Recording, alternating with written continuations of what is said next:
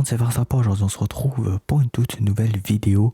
Aujourd'hui, une nouvelle vidéo sur les Jeux Olympiques d'hiver de Milan Cortina 2026, où on va parler des épreuves passées et des épreuves futures, alors qu'on est à peu près pile à la moitié. J'ai déjà fait un épisode la semaine dernière qui est sorti au tout début des Jeux. Si ça vous intéresse, allez voir ça. Et puis, j'espère que j'aurai le temps de faire un épisode la semaine prochaine, à la fin des Jeux, pour débriefer tout ça. Et on va commencer tout de suite donc avec les épreuves passées. J'ai un peu hésité comment faire parce que pour le dernier quotidien Géo, donc en 2024 pour les Jeux de Paris, je présentais dans cette section surtout les médailles françaises parce que je me disais que c'était les Jeux de Paris et que forcément mon plus gros public serait français.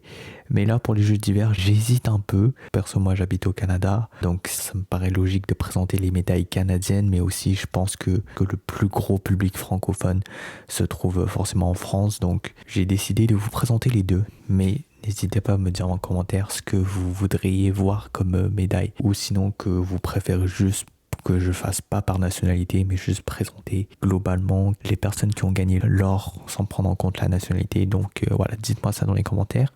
Et en tout cas, nous on va commencer avec le Canada, qui a eu des jeux très très décevants pour l'instant. 0 médaille d'or encore. On est à 8 médailles actuellement, mais c'est très en deçà de ce qu'on a l'habitude, c'est très en deçà de ce à quoi on aurait pu s'attendre. Il y a eu pas mal de chokes dans des moments décisifs. On espère que ça va s'améliorer dans la deuxième semaine. Il y a quand même eu des beaux résultats, à commencer par Megan Oldham, remporter le bronze au ski acrobatique free-ski freestyle.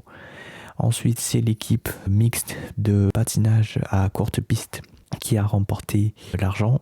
Ensuite, c'est le duo Piper Gilles et Paul Poirier qui a remporté le bronze en patinage artistique de danse sur glace. Ensuite, Michael Kingsbury a remporté l'argent au ski acrobatique en boss.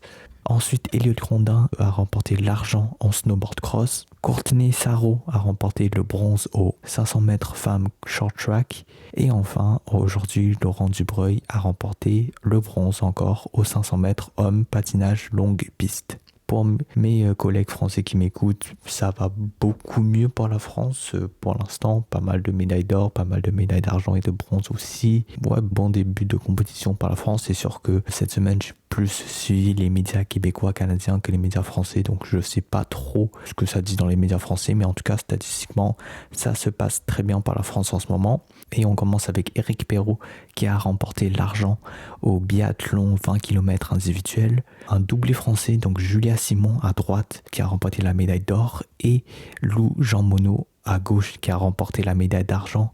Tout ça à l'épreuve de biathlon 15 km individuel.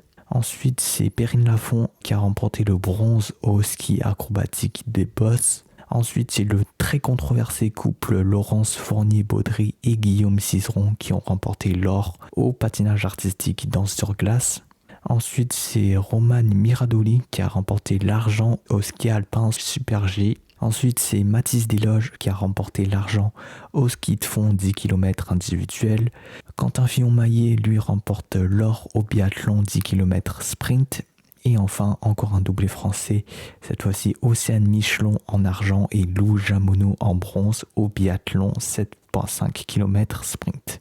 Et pour finir, c'est ni un Français ni un Canadien, mais j'ai tenu à souligner la performance de Lucas Pinheiro Braathen qui a remporté la médaille d'or dans l'épreuve du slalom géant. Le gros point important, c'est qu'il a la nationalité sportive brésilienne et donc il est devenu non seulement le premier Brésilien à remporter une médaille d'or aux JO d'hiver, mais en fait tout simplement le premier Sud-Américain de toute l'histoire à remporter une médaille d'or aux Jeux Olympiques d'hiver. Donc bravo à lui, performance exceptionnelle.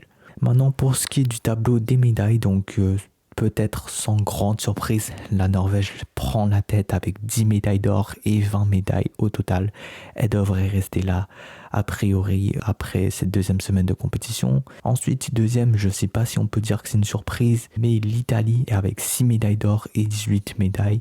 C'est sûr que forcément à domicile, on peut s'attendre à beaucoup de leur part, mais quand même c'est pas une puissance hivernale historique et c'est vraiment un résultat exceptionnel pour l'équipe italienne. Ensuite, États-Unis, 5 médailles d'or. 4e position, Autriche, 4 médailles d'or, 13 médailles totales aussi. L'autre surprise, je dirais, de ce ce classement, à voir si ils arrivent à se maintenir aussi haut ou s'ils vont chuter dans la deuxième semaine. 5e position, donc la France avec 4 médailles d'or et 12 médailles totales qui devancent tout juste l'Allemagne et les Pays-Bas. Ensuite, classement de 7 à 15 et il faut défiler jusqu'à la 18e place pour voir le Canada. Quand même 8 médailles, c'est pas mal, mais c'est surtout le nombre de médailles d'or qui désavantage fortement le Canada en fait. Maintenant, pour ce qui est du tournoi de hockey, je vous le rappelle encore une fois, bon là c'est déjà la moitié passée, mais si vous vous intéressez particulièrement au hockey, au JO, j'ai fait une vidéo entière qui explique les deux tournois, donc féminin et masculin, à ces JO 2026. Donc si ça vous intéresse, allez voir cette vidéo. Nous, on va résumer les matchs du Canada et de la France. Donc à commencer par les femmes canadiennes qui ont joué 3 matchs préliminaires restants avec 2 victoires contre la Tchéquie et la Finlande, mais une très lourde défaite 5-0 contre les États-Unis qui va forcément peut poser beaucoup de questions pour la suite, notamment si on les réaffronte en finale. Malgré ça, le Canada a fini 2e du groupe A et ensuite a affronté l'Allemagne en quart de finale aujourd'hui. Ça s'est très bien passé et affrontera la Suisse en demi-finale lundi. Ça devrait bien se passer aussi, c'est surtout la finale qui sera à surveiller. Ensuite, pour la France, par contre, ça s'est pas du tout bien passé, mais en même temps, la France n'est vraiment pas un pays de hockey sur glace. En effet, donc, la France a perdu ses 2 matchs restants du tour préliminaire contre l'Allemagne et contre la Suisse. Et donc, c'est classé bonne dernière du groupe B, a été directement éliminé, n'aura pas pu jouer de match à élimination directe. Pour ce qui est des hommes, maintenant, bonne entrée en matière de la part de l'équipe canadienne masculine qui a éclaté la Tchéquie et la Suisse. Du côté français, c'est le même constat que chez les femmes. La France n'est vraiment pas un pays de hockey sur glace, contre la Suisse et la Tchéquie aussi. Et le match final de cette phase de groupe dans le groupe A pour ces 2 équipes, vous aurez deviné, c'est ce fameux Canada-France. Aujourd'hui en fait, dans quelques heures, le destin des 2 équipes est pas mal déjà scellé, mais ça sera toujours une rencontre intéressante à suivre. Je dis que le destin est déjà scellé parce que le Canada devrait a priori très clairement sortir premier de ce groupe et se qualifier directement en quart de finale, tandis que la France est quasiment sûre de finir à la 4e place, mais c'est pas fini parce que dans ce format-là, donc les vainqueurs iront directement en quart de finale, mais même les 4e de groupe auront une dernière chance avec des barrages, donc des genres de 8e de finale, contre d'autres barragistes des autres groupes. Et donc, pourquoi pas, la France, sur un miracle, peut-être passer encore. On verra ce qui se passe. On va parler de toutes les épreuves qui arrivent la semaine à suivre. Forcément, je vous préviens, mais j'ai dû faire beaucoup de choix cruels pour essayer de vous présenter les meilleures épreuves, les plus intéressantes que je trouve. Je vous invite aussi quand même à vous renseigner un petit peu de votre côté parce qu'il y a un paquet d'épreuves très intéressantes que je n'ai pas eu le temps de mentionner. Si vous avez vraiment la flemme, juste écoutez ce que j'ai à dire, mais je vous invite aussi à rechercher de votre côté ce qui vous intéresse parce que ce que moi je mets, c'est pas forcément ce qui intéresse tout le monde. Et encore une fois, je le rappelle, mais si vous êtes en France, ça sera à suivre sur les antennes de France TV ainsi que sur le site France.tv ainsi que sur Eurosport. France TV, c'est une très bonne couverture en gratuit, mais Eurosport, c'est souvent plus complet et plus professionnel. Au Québec, ça sera sur ICI Télé, la plateforme ICI2.tv et sur les antennes de RDS.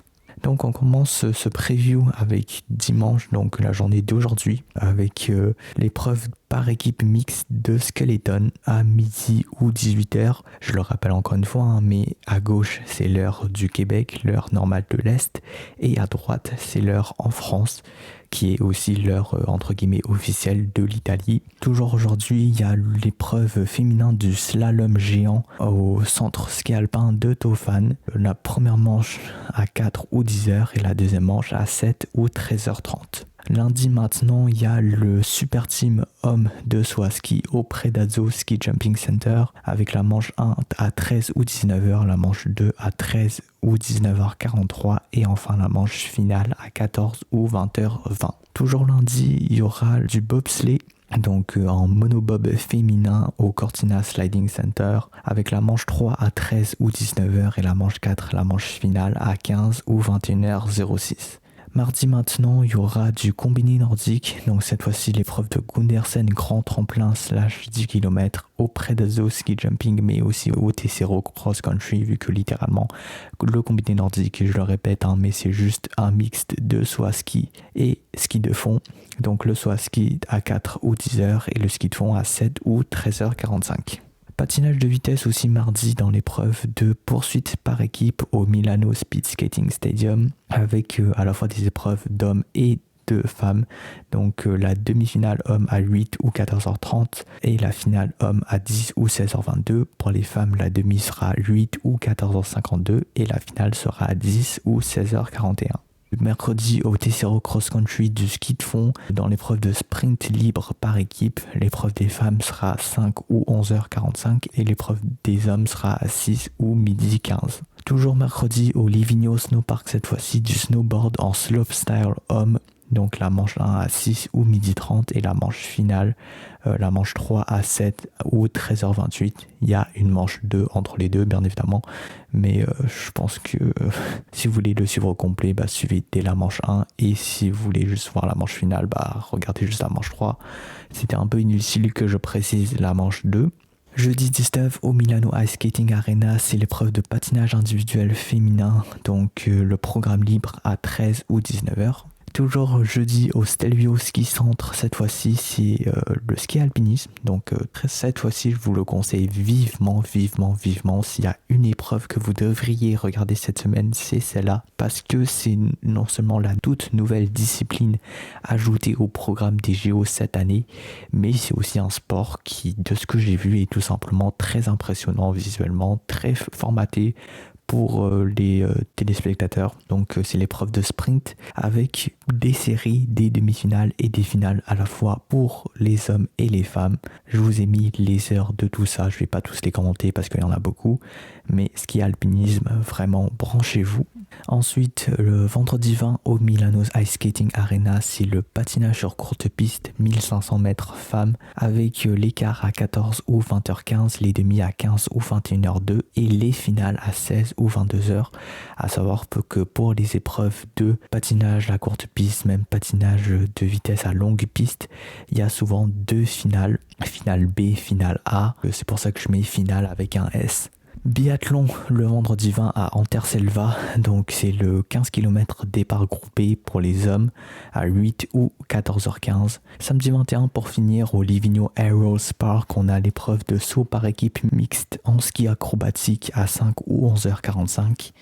Et enfin, les finales de curling au Cortina Curling Olympique, l'épreuve de bronze pour les femmes à 8 ou 14h05 et la médaille d'or pour les hommes à 13 ou 19h05. J'ai pas mis le programme de dimanche parce que j'espère pouvoir vous faire une autre vidéo vendredi ou samedi, mais si jamais j'ai pas le temps de faire une vidéo dimanche, sachez qu'il y aura des finales de bobsleigh et de hockey masculin dimanche. Maintenant pour le zapping, ici on est passé pas mal de choses, j'ai essayé de vous relever les points les plus intéressants, mais tout d'abord, petit fun fact, c'est toujours drôle à savoir, le stock de préservatifs a été épuisé en 3 jours. Donc ils avaient un stock de 10 000 et tous ont déjà été épuisés apparemment. Donc ça prouve encore une fois un petit peu cette légende urbaine que les athlètes au village olympique, ils y vont fort sur les rapports sexuels. Ensuite, il y a eu une petite confrontation entre l'équipe de curling masculine canadienne et l'équipe suédoise. Les Suédois accusant le Canadien Kennedy d'avoir retouché à la pierre après l'avoir lancé. Le Canadien a nié ces accusations et la tension est un petit peu montée entre les deux.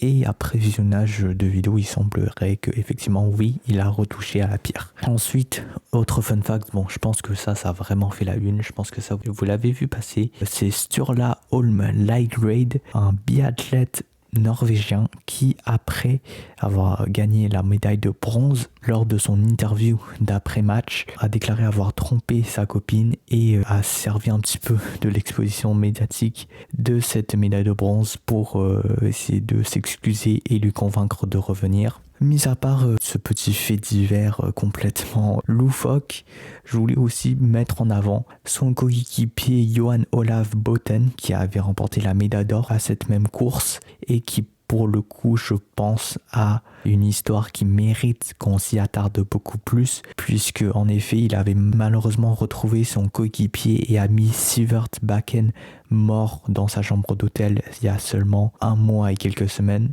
Donc c'est une grosse tragédie pour le monde du biathlon qui l'a forcément beaucoup affecté lui-même particulièrement. Forcément c'est un traumatisme énorme malgré un mois de janvier donc très très compliqué. Il s'est accroché, il est allé, puis il a décroché cette médaille d'or où il a bien sûr tenu à rendre hommage à son ami décédé. Après ça, l'High-Grade remet un coup, c'était il y a quelques jours, avec une petite embrouille avec le français Emilien Jacquelin. Donc en effet, l'High-Grade a remporté une nouvelle médaille de bronze et a devancé le français de 10e de seconde seulement.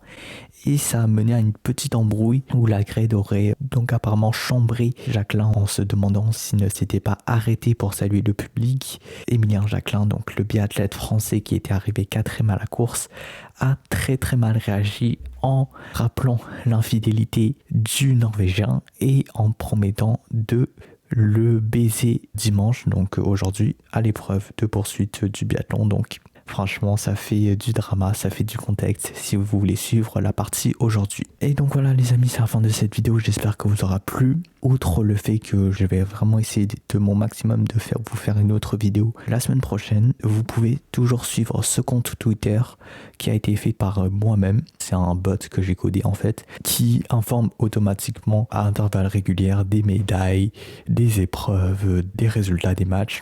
Donc si vous voulez vraiment les dernières nouvelles en temps réel, allez suivre ce compte. Et puis nous on se dit à très bientôt pour de nouvelles vidéos. Salut tout le monde, c'était Farce Rapa, à plus à la prochaine. Allez, ciao.